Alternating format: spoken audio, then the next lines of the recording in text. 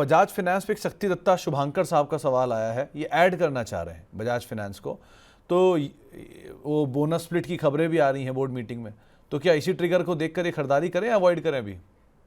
नहीं sir, Bajaj finance को current levels पे तो मैं बिल्कुल भी नहीं आपको बोलूंगा कि आप इसमें एंट्री करें।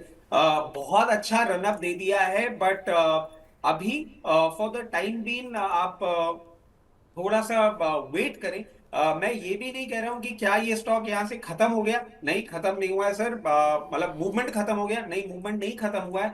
और आने वाले समय में आपको और भी अच्छे लेवल्स ये देखने को मिल सकता है। और अगर हम बात करें कि इनका एंट्री पॉइंट कहाँ निकल के आ रहा है, तो सर इस न्यूज को आप पूरा तरीके से डेवलप होने दें, उसके बाद अनाउंसमेंट भी आ जाए, और हो सकता है आपको ये फॉर द टाइम भी 9800 तक का भी मूवमेंट दिखा दे। मगर उसके चलते क्या हम यहाँ पे एंट्री करेंगे? नहीं, हमें रिस्क रिवॉर्ड यहाँ पे अब अच्छा नहीं लग रहा है।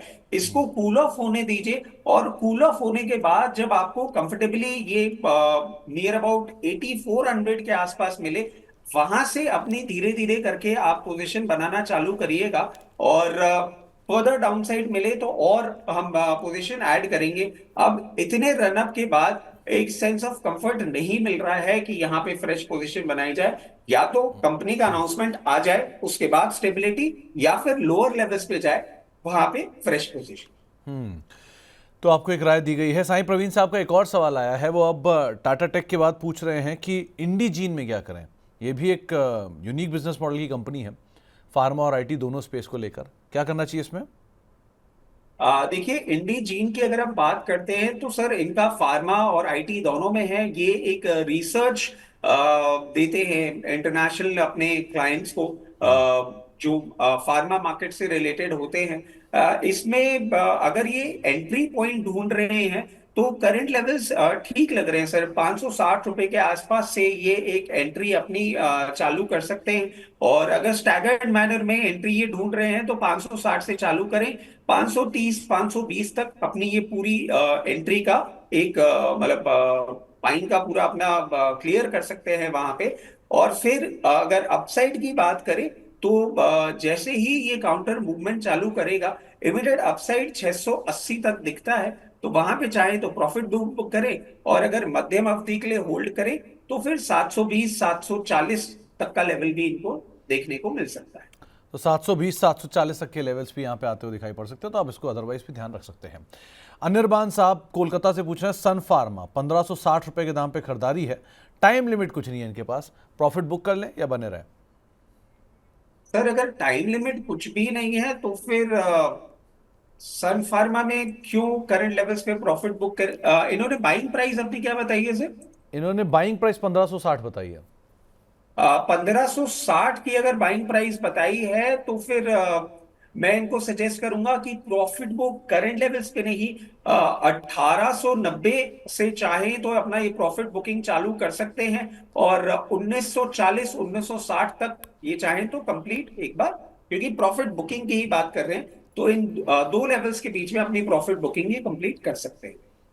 दीपांकर साहब के पास कालिंदी रेल के शेयर हैं, और इन्होंने 800 365 के दाम पर एवरेज इनकी, अभी क्या करा जाए इसमें? कालिंदी रेल के शेयर हैं, और सर क्या भाव पे इन्होंने खरीदे? इन्होंने खरीदारी की है 300 रुपये पे, और 365 पे, अब 100 रुपये आ गया है। 2 साल होल्ड कर सकते हैं, क्या करना चाहिए इन्हें? सर कालिंदी रेल पे इन्होंने बहुत हायर लेवल पे ले रखा है। और क्या नहीं, के अभी एंड आर रेल, सॉरी मेरी गलती है इसमें रचित सर, इन्होंने के एंड आर रेल इंजीनियरिंग के शेयर ले रखे हैं। ये बीएससी लिस्टेड कंपनी है, 514360 इसका बीएससी कोड है। इन्होंने 365 रुपये के दाम पे खरीदारी की है, एक तरफा शेयर 1 साल में टूटा है और अपने लोस पर खड़ा है, अभी क्या किया जाए? सर KNR रेल, एक बार इसके हम फंडामेंटल्स देख लेते हैं, क्योंकि इतना मतलब मैंने इसको पर्टिकुलर स्टॉक को ट्रैक नहीं किया है। तो KNR,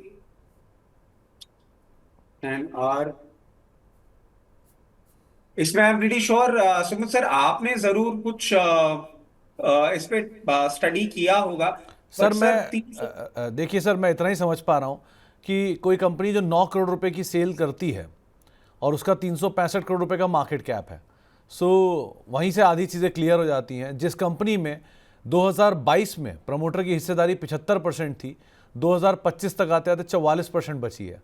सो आपके पास कहने के लिए और कुछ बचा ही नहीं। जिस कंपनी में प्रमोटर ही लगातार माल बेचते चले जा रहे हैं, quarter by quarter, year by year promoter का हिस्सेदारी घटता ही चला जा रहा है, घटता ही चला जा रहा है, और बढ़ा सिर्फ एक ही एंटिटी रही है, पब्लिक। तो अब क्या ही बोलूँ उसके अंदर। सो बाकी आप इसलिए ज़्यादा बड़े जानकार हो, मैं क्या कहूँ। नहीं नहीं सर, आपके सामने तो ये कहना मेरे लिए गलत हो जाएगा।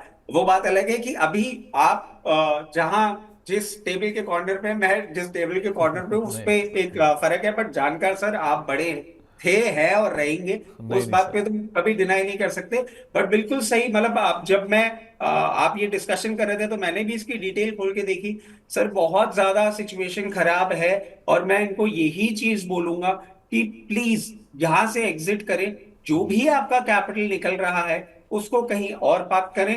वन टू, ये सभी दर्शकों को एक एडवाइस जरूर देना चाहूंगा कि प्लीज अगर आपको नहीं समझ में आए ना, तो आप कोई म्यूचुअल फंड ले लीजिए। बट ऐसे शेयरों में प्लीज निवेश ना किया करें जिनका कोई सर पैर नहीं बन रहा हो। और ऐसे जब पैसा खराब होता है ना, तो सर बहुत बुरा लगता है। मतलब फंडामेंटली अच्छा स्टॉक अगर करेक्ट करता है तो टेंशन नहीं होती कि वो रिकवर कर जाएंगे। बट ऐसे स्टॉक्स में पैसा डाल के खत्म करना, सर मैं एडवाइस नहीं करूंगा। प्लीज कहीं भी स्विच कर ले, इससे सबसे पहले बाहर निकले। सर देखिए, बाज़ार में थीम चलती हैं और थीम के साथ चलते हैं हर तरह के शेयर। लेकिन बाज़ार में एंट्री करना सबसे आसान काम है, सबसे मुश्किल काम है एग्ज़िट करना। When to exit, how to exit, and what is the best price to exit, ये बहुत मुश्किल काम है।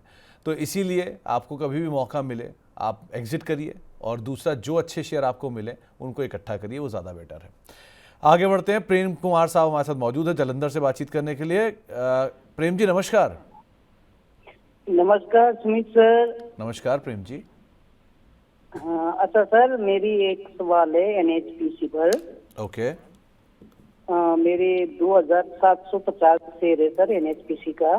ठीक है। तो 96 है सर एवरेज प्राइस। ओके। तो ये सर मैं अभी 200-250 शेयर और ले सकता हूँ, तो कहाँ पर एवरेज करूँ सर इसको मैं? तो प्रेम कुमार जी, आपने जब खरीदारी की होगी उसके बाद तो 70-75 के जोन भी देखे होंगे। नहीं सर, ये तो 106 रुपये का खरीद हुआ था सर पिछले साल ही। ओके। तो ये वैसे 115 तक गया भी था सर, मैं प्रॉफिट बुक करना थोड़ा सा रह गया। ओके। तो उसके बाद अभी हाल अब में ये सर 75 रुपये आया, नीचे 75 रुपये तक आया होगा, तब आपने नहीं सोचा इसे खरीदने का? और थोड़ा बहुत ऐड कराया सर उस टाइम मैंने 400-500 शेयर। ठीक है। ठीक तो है। अब कितना समय यहाँ है? से थोड़ा सा और ऐड करूँ सर? ओके, समय आप कितना दे सकते हो प्रेम जी? समय तो कोई बात नहीं सर, मैं साल 6 महीने तक दे सकता हूँ सर। ओके। ओके। तो रचित सर, क्या जी। किया जाए? एनएचपीसी इनकी खरीदारी के भाव के आसपास ही है। 90 का लेवल तोड़ा था इसने 7 महीने बाद कल परसों में, लेकिन फिर वापस 90 के इर्द गिर्द ही पहुंच गया। क्या किया जाए अभी? सर देखिए, इनका जो सवाल है एवरेज करने का, तो यहाँ पे तो एवरेज करने के लिए मैं बिल्कुल नहीं बोलूंगा, क्योंकि इनके भाव के भी बहुत ज्यादा पास आ गया है। और जो आप इनसे सवाल कर रहे थे वही मेरा जवाब होगा कि लोअर लेवल्स पे जब आपको ये 78-80 रुपए के लेवल पे मिलता है, अगर आप एवरेज करना ही चाह रहे हैं तो उन लेवल्स पे करें। बट जिस तरीके से अब ये टेक्निकल पैटर्न दिखा रहा है, मुझे नहीं लगता वो भाव आपको पहले देखने को मिलेगा। पहले आपको भाव देखने को मिलेगा और ऊपर का, और वो जो भाव है वो आपको बहुत कंफर्टेबली 96-97 का मिल सकता है। तो मैं आपको ये चीज सजेस्ट करूंगा कि उन लेवल्स पे आप धीरे धीरे करके एग्जिट करना चालू करें। और जो आप ये एग्जिट मोमेंटम अपना बनाएंगे वो 104 रुपए, क्योंकि आपने टाइम ड्यूरेशन अपना 1 साल का ही दिया है, तो 96-97 से अपना एग्जिट चालू करें। और फिर कहीं ना कहीं 110 रुपए, 108 रुपए तक पूरी तरीके से निकल जाएं, क्योंकि टाइम ड्यूरेशन का जो हमारा कंस्ट्रेंट है उसके चलते यही लेवल्स आपको देखने को मिल सकते हैं। ओके। चलिए, तो आपको एक राय दी गई है एनएचपीसी के संदर्भ में भी। काफ़ी दर्शकों के सवालों पर बातचीत हो भी गई। तो एक सवाल आया है कि रचित सर कोई बढ़िया सा शेयर बताइए जिसको आप लंबी अवधि के लिए होल्ड कर पाएं। तो यहीं से ही मैं क्यों ले लेता हूं और शुरू करते हैं हमारे सेगमेंट की चुन चुन के।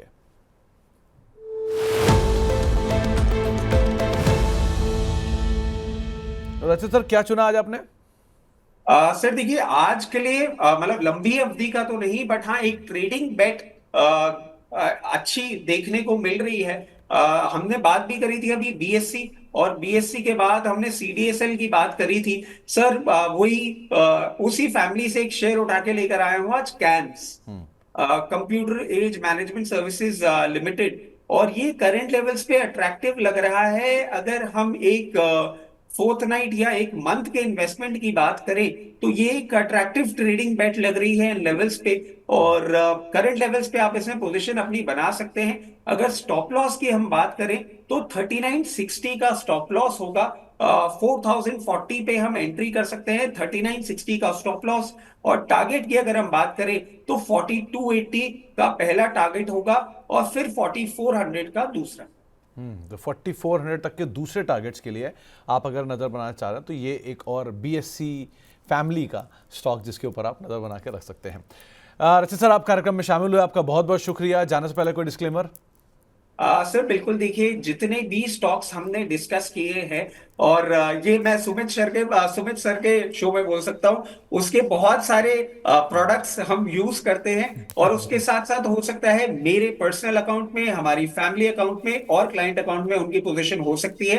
And investment in equity market are subject to market risk. Please consult your financial advisor before making any investments or taking any trades in any of the scripts that we have discussed on your channel.